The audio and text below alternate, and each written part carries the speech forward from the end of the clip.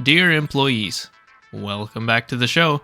I have an easy clue scroll that I can actually do. The hand ain't listening. Who's the hand? The face. What? However, it would be a very bad decision for me to actually do this clue step at this time. Because the way clue scrolls work, right, is you solve the puzzle, you go to the person, you talk to them, or you dig at certain coordinates or whatever, and then you get another clue scroll. And then you do that, and then you get another clue scroll, and then you do that again, and basically you keep repeating this process of puzzle solving until you get a casket, and the casket has your actual loot. Remember that most of the clues I get, I cannot complete. I can only do the steps that are in Remington or Port Sarim. Introducing clue juggling. Clue juggling is interesting. I can only have one clue scroll at a time of any given tier. However, if I drop this on the floor and I continue killing men and women, I can get more clue scrolls. If I was still holding this, I would not be able to get more. So, we know that this clue scroll is one that can be completed. If I kill men and women until I get another clue scroll that I can complete, then I'm gonna have 2 clue scrolls that I can complete. And easy clues, for example, have a minimum step count of 2. It's between 2 and 4, so I'm gonna have to collect 4 steps that I can complete, and I'm gonna pile them over here in my yes pile. The reason I'm doing this is because the number of steps completed on a clue scroll is persistent, but it resets when a new clue scroll drops to the ground. So I actually got a beginner clue that I was able to do, but I didn't fully understand how to do this clue juggling thing, so I did a step, and that was actually not a good idea. So instead, with this easy clue, I'm going to drop this here, knowing that I can do this one, collect another 3 that I can do, and then do them all in order. So I'm going to do one step, drop the clue, and then do another. And then drop that one, and then do another, and then drop that one, and then do the last one. And that one is guaranteed to give me a casket because I've done 4 steps without having another clue scroll dropped from a mob. It's a bit weird. You do what you have to do when you're chunk locked. So I'm going to make a yes pile. I'm going to mark this tile, and I'm going to name this tile doable. So this is where I'm going to store all of my doable clues. And hopefully I can get enough to actually finish an entire clue scroll. That would be pretty crazy. I'm at 26 attack, by the way. Pretty soon I'm going to get to 30 and buy my adamant battle axe. Well, after I get the money. Oh my god, I just had a crazy realization. Remember how last episode I was talking about maybe allowing myself to access the bank to see the bank value? I've decided, no, I should not be allowed to go to a bank. If I don't have a bank unlocked, I am not allowed the services of a bank. I was actually going to decide the other way until I remembered the tool leprechaun has one more function. He can turn farming produce into banknotes. Ho ho ho ho. Yes, okay, this is game changing. As RuneScape YouTubers love to say, this changes everything. No, but it really does. It really does. Because now I don't really have a cap to how much money I can hold in my inventory. I've thought about it some more, and this magic grind is actually going to be horrendous. Absolutely horrendous. Because I need money to buy runes, and then I spend the runes, and I don't get anything back. And I need a lot of runes. I looked at how many wind strikes I need to cast for 59 magic, because that's the cheapest spell I can cast, and it is 45,000. That's a lot of runes. That's 45,000 air runes and 45,000 mind runes. That's like 350,000 GP I need to spend. I have 2,000 and I've been killing a lot of people. This would be quite a ridiculous grind.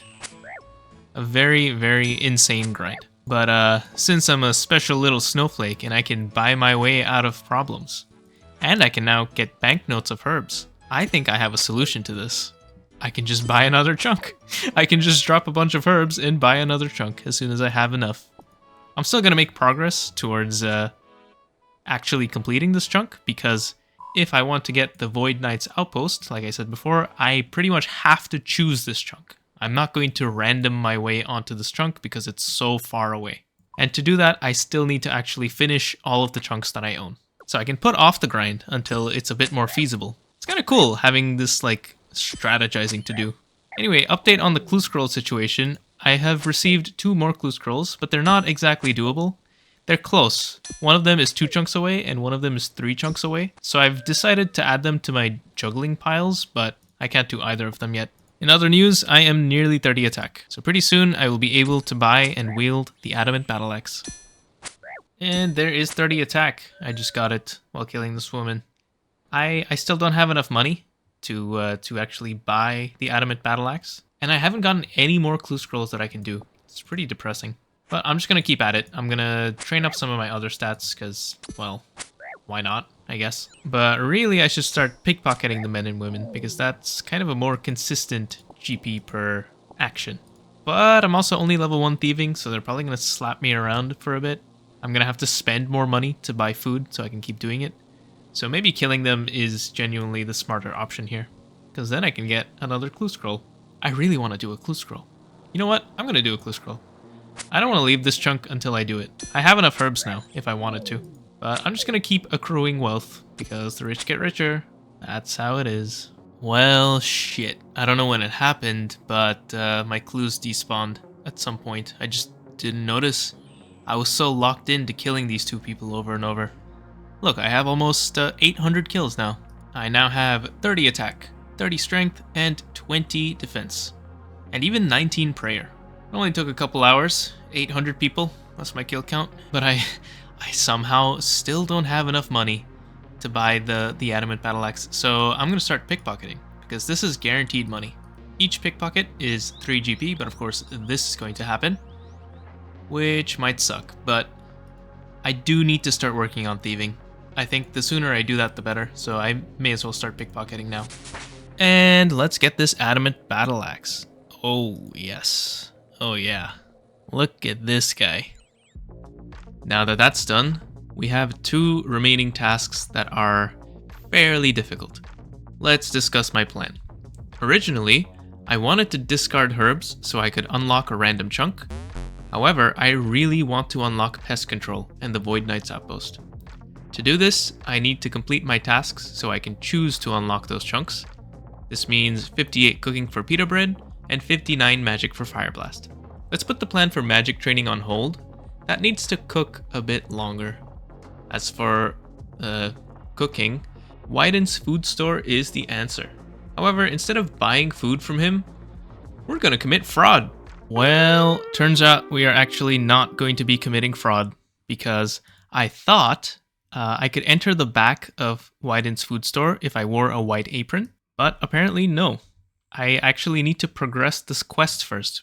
This would have been such a giga-brained idea, so I decided to leave my planning section in that I just edited, but it's not possible. It's so depressing. What I discovered was actually these crates have food in them, raw ingredients like potatoes and stuff, and I can search them infinitely once I enter this room. And that was going to be my cooking training method, but Wyden is not going to hire me unless I have the correct quest state, for which I need to go to Karamja. And to go to Karamja, like I said before, Thurgo's stopping me, so I can't do that. That's so sad. That is so sad. I thought I really cooked with this. Anyway, I need to come up with an alternative plan, and I think I have one. It's fairly simple. I'm just going to mine gold and sell it to the general store, and that's how I'm going to obtain money. By the way, I have a lamp from a random event. I can get free XP in a skill of my choice if I redeem this, and the amount of XP I get is the level times 10. So for magic, for example, I would get 40 XP. For farming, I would get 10 XP. After further investigation of the Void Knight's outpost chunk, I discovered that I actually need 25 farming to finish that chunk. So I've decided to get a head start, because this is my only way to train farming, even when I unlock that chunk, and it is to rake this one patch. Every 5 minutes, I can get 4 XP.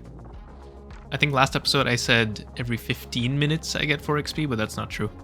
It's 3 times faster than that, which is still horrendous. Anyway, here's level 2 farming, so now I'm going to use this lamp and get 20 XP from it. 20 XP is going to save me, what, 25 minutes? Boom, 25 minutes saved. What am I doing? This is insane. Okay, I need to plan my cooking route a bit more. I have access to these ingredients: cabbages, onions, pots of flour, raw chickens, raw beef, bananas, red berries, chocolate bars, cheese, tomatoes, potatoes, and sardines.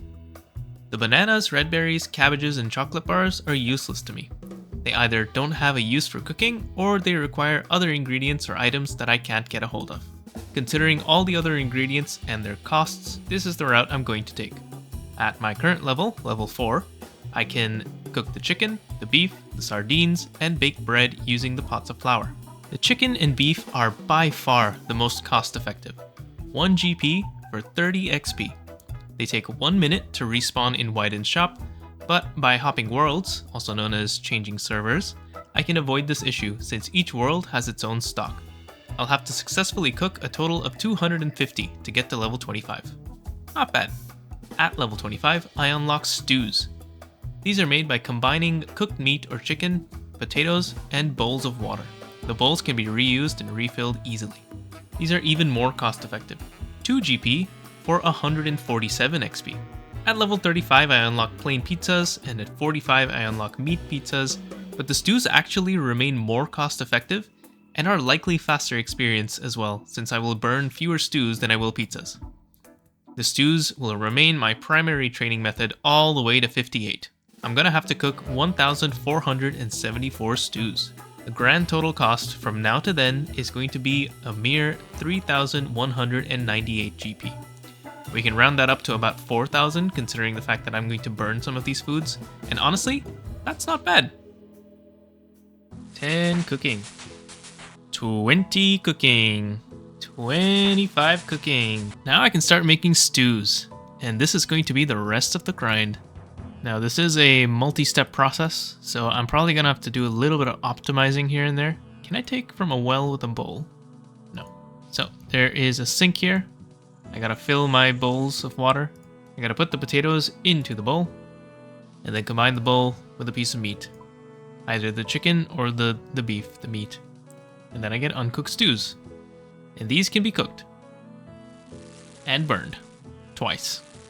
But hey, I get the bowls back. So I'm just kind of thinking and optimizing my process here. I'm also raking my spirit tree patch. I'm up to 4 farming. This is gonna take a while. But I'm gonna start storing my rake in the tool leprechaun, so I don't need to carry it. And then I have 26 inventory slots to play with. I do want to keep the weeds on me because I think it's funny. I just want to see how much I have at the end of it. It's gonna be really sad. But yeah, so I have 26 free inventory slots. I'm going to assign 13 of them to bowls. And my process is going to be, I take my 13 bowls, I fill them up. I fill my other 13 inventory slots with potatoes, and then I turn all of the bowls into incomplete stews. Then I go buy meat, I cook the meat, and I add it to the stews. And I think that's just the most optimized I can do, as in like the least amount of traveling back and forth, because I'm maximizing the number of stews I'm cooking per inventory.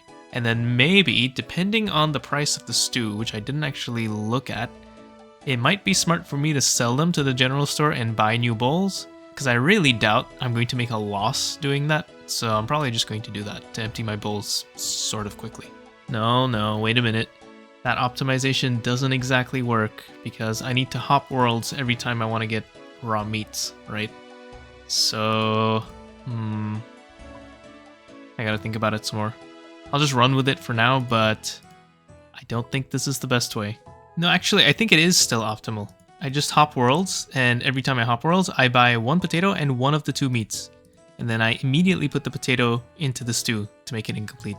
And it's only on the last one, when my inventory is basically full, that I need to do a little bit of, like, drop trick juggling, or whatever you want to call it, where I just, I need 1 extra inventory space, but that's fine.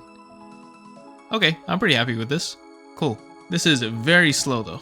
And, no, it is not worth selling the stews. It's such a teeny tiny profit. It's really not worth the trip back. So I'm just gonna eat it all.